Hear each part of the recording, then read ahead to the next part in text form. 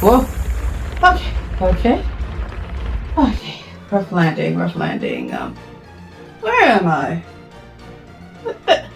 Did this thing just send me to a circus?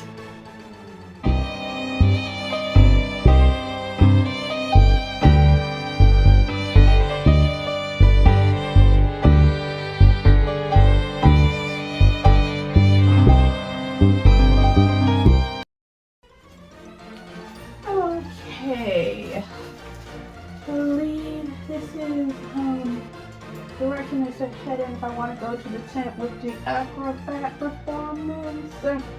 Oh! Hello, my lovelies. I am Mr. Butterfly, and I appear to have landed myself in a strange situation. You see, I went to get my wand fixed, but I guess the person couldn't fix it and it malfunctioned or something, because it sent me to a world where there are circuses everywhere. So I figured until this wand recharges, I just hang out here and enjoy a few shows. You know something, my lovely? You know, the circus reminds me of a story I read called The Cyborg Tinkerer by Meg Latorre. Now, Meg Latorre is someone, unfortunately, I couldn't find much of a bio on.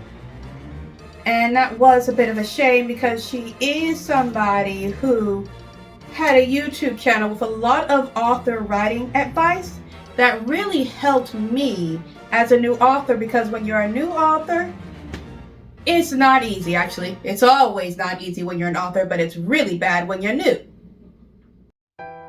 I first discovered Meg Latorre when I was new to the world of writing. As a new author, I was receiving a lot of bad advice about how to publish my book, because when you're new to the author game, you don't know who to talk to and get advice unless you go to college for literary, I suspect, but I did not go to college for literary. I went to college for political science. Anyway, that aside, long story short, I was receiving bad advice from vanity publishers, which are not real publishers, because if you publish a book, then the publisher will charge you nothing. Never pay to get your book published, my lovelies. It's a scam. Anyway, my lovelies, I was new to the world of writing. Like I said, getting nothing but bad advice from vanity publishers, and I really didn't know what I was doing. And I found Meg Latorre's channel along with some other channels, and they pointed me in the right direction of what I should be doing. And Meg Latorre was one of the prominent channels pointing me in the right direction about publishing, in addition to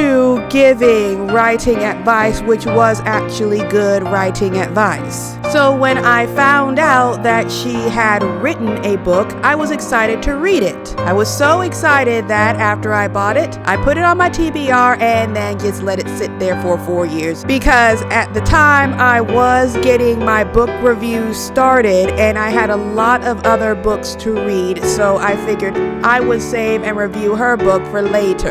Well, better late than never. It is really fun to just get to relax and, just chill out at the circus all day.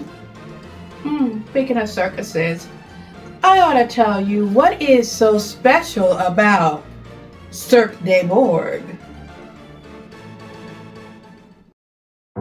Gwendolyn Grimm intended to seduce men and women across the galaxy while working as a ship tinkerer on the finest vessel in the Crescent Star system. Alas, terminal illness is a buzzkill. When a life-saving opportunity struts into her life dressed in a pinstripe suit, she is made an offer she can't refuse. Become a cyborg and work as a tinkerer for Cirque des Borg, the renowned cyborg circus. The problem is, a new law has banned the creation of new cyborgs, and becoming one means extermination if caught. Thus no one cares to see the wonders of man and machine anymore. Ticket sales continue to fall as the circus announces a competition to determine which acts will perform for the Emperor on his home planet, an opportunity with the potential to save the circus from bankruptcy. But the competition has deadly consequences. Losing acts have their cyborg implants forcibly removed, and those who survive the extraction are banished from the circus. As a tinkerer, Gwendolyn is forced to perform the revolting task of removing the cyborg implant from the losing performers. When she falls for both the man running the competition and a woman competing in it, she must decide who to protect, but can she risk having to harvest the people she loves the most? Circus can be so freaking cool. Oh, hello, my lovelies. I am actually about to leave this circus, which has just like an amazing acrobat trick, to go to the circus next door to see some magic tricks. Everybody I bumped into here says the magic at the circus next door is just, whoo, so cool. Anyway, my lovelies, while I am on the way over there, let me tell you a bit about our cyborg tinkerer, Gwendolyn. As I mentioned earlier, Gwendolyn is dying and she needs a cyborg implant to save her life. This, as a story idea, I felt was a really good idea, but sadly, the author did not execute her idea in the best way. For starters, the pacing of the story is not done well at all. It happens way too quickly because you learn Gwendolyn is sick and she wants to have sex with somebody, and she needs to find Cirque de Bourg within the first 2 pages really quickly. You're not really given a good introduction to Gwendolyn as a character that would really make you care about her and be worried about her finding Cirque de Bourg in time. The main thing you learn about her immediately and all through the book is that she's in a constant state of horny for some reason. So early in the story, when she learns Cirque de Bourg is in the area she just landed in, you would assume she pretty much immediately would be trying to race over to where Cirque de Bourg is. Well, at first she does seem to be doing that, and you think you're about to have this whole thing where she's probably searching all over town trying to find Cirque de Bourg, maybe getting disappointed. No, she starts looking for Cirque de Bourg for 5 seconds, then she goes to being obsessed with having sex with someone, and then she starts fooling around with some woman I believe she met in the alley. And I'm saying I think she met her in an alley. There are many times where I got a little confused to where the character was because the author did not do a good job at taking time to do some physical descriptions so that the audience can know where the character is. Like, she does do some, but it's not, I feel, frequent enough, and I don't feel it's as detailed as it needs to be. Anyway, she's in the middle of having sex with this woman when she hears about Cirque de Bourg, jumps up, rushes over, and gets, I believe, arrested because she's using some kind of hover thing that is illegal for her to have. The ringleader from Cirque de Bourg shows up and he makes a deal with her. Come and work for the circus as their cyborg tinkerer and they'll give her the cybernetic implant, you know? Okay, problem solved. Gwen has got her cyborg implant. Unfortunately for her, she joined the circus right when a death competition is about to start up. You know, my lovely, since my wand has been malfunctioning, every time I teleport someplace, it changes my outfit and my mask. For once, I'm actually glad it did, because this is like the perfect outfit to be out and about at a circus. I wonder if it's changing my outfits to be more suitable towards the area. Probably not. It's probably some random thing because it's broken. Anyway.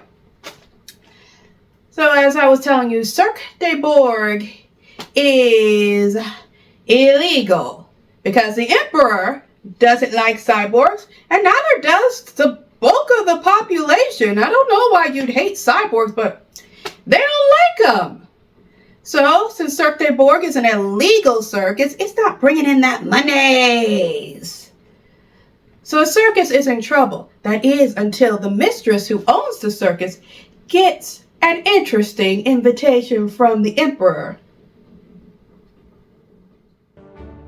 Alright, so the emperor who made cyborgs illegal is offering the circus an opportunity to impress him by performing at his palace. So the mistress who owns the circus decides to make her performers compete in a death match for the honor of performing for the emperor and possibly saving the circus. The first challenge is some kind of deadly obstacle course where if a performer slips, they'll land in water, which will make their cybernetics stop working. Because if water touches cybernetics, apparently they won't work anymore, which made me ask a lot of questions that I'm not going to bring up because I did not get the answer. The second challenge is fighting a dragon, and the third challenge is a talent show. And personally, I feel only the talent show made sense to me because we're talking about circus performers who you want to perform before the emperor. If that's the case, then you should be more focused on picking the best of your performers instead of flinging them into a death competition that has absolutely nothing to do with talent and everything to do with luck and quick thinking. Now, when it came to the second challenge, I experienced a problem that popped up more than once in this story. It's the feeling that the author wanted to write an entirely different story. There were many times where I felt this author was just interested in writing a porno, which if she wanted to, that is perfectly fine.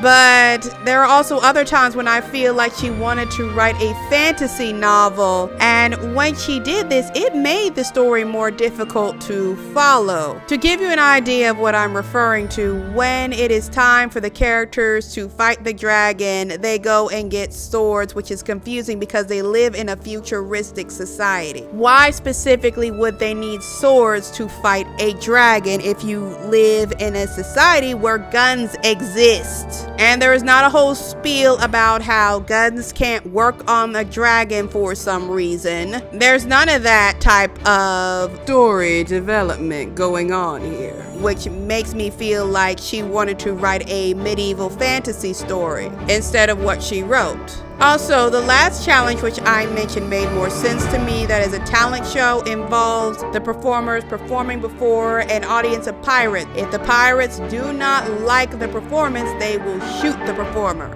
What is Gwendolyn doing while all of this stuff is going on besides constantly thinking about sex? Well, after each challenge, she is responsible as a Cyborg Tinkerer for removing the cybernetics from the loser. Gwendolyn is thinking about how these people are her family and this is horrible, and if we had gotten to know Gwen and seen her interact with the other performers more, then yes, I would believe it. But the whole thing just comes off as she's just saying that. You don't really see her get close with the other performers very much, and the few other performers she speaks to outside of the two love interests, it's so limited that you're surprised when she says she cares about them like they're her family. Also, this whole horrific removing of the cybernetic parts and how terrible it is mostly a off-screen moment, so you don't feel the impact either. I've said it more than once in this review. Gwen seems to be in a constant state of horniness. Why? I don't know. I suspect the author was trying to do something with it, just didn't execute it well.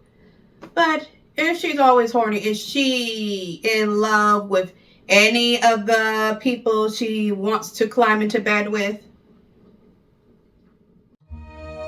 Gwen's love interests are an acrobat named Aurora and the circus's ringleader, a man by the name of Bastian. Both of her love interests are much better characters than Gwen is because they receive a little bit more character development. Between the two love interests, I liked Gwen's relationship with Bastian better than her relationship with Rora because Bastian and Gwen start off antagonistic towards each other, and via them fighting all the time, it actually gives you a chance to see them grow closer and start to understand why their feelings towards each other changed and why they start to fall for one another. Bastian is also a much better character, as I just mentioned, because you get to see more of his whole wanting to save the circus thing, and his priorities seem to be more focused throughout the story, making him a character that's easier to understand and more enjoyable to read.